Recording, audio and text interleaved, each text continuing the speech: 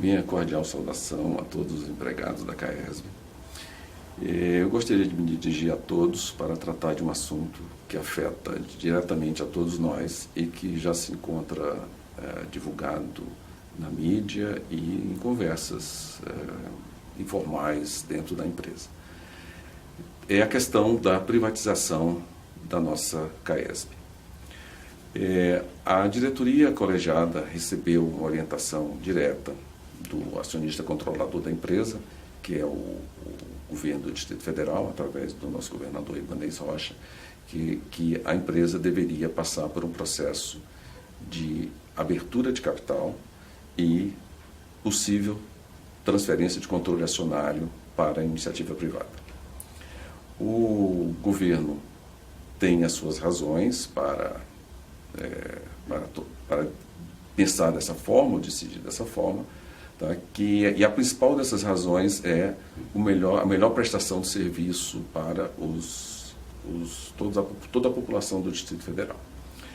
É entendimento do governo de que a atual estrutura da empresa de forma estatal gera custos muito elevados e está reduzindo a capacidade de investimento da empresa.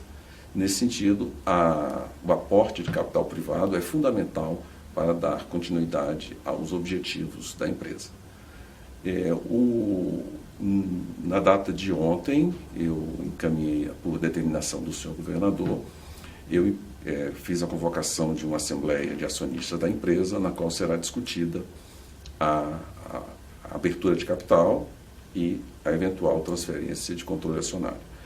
Uma vez aprovado ou deliberado pela Assembleia de Acionistas, o processo será encaminhado à Câmara Legislativa do Distrito Federal, que é o órgão com a competência para autorizar essa venda.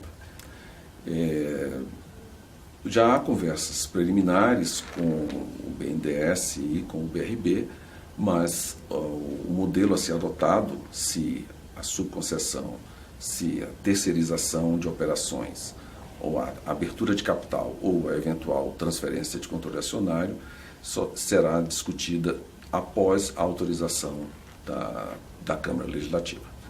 Será um processo complexo e todas as suas etapas serão informadas aos empregados da CAESB e à população em geral, por se tratar de uma matéria que exige, que trata com o patrimônio público e deve ser tratada com toda a transparência.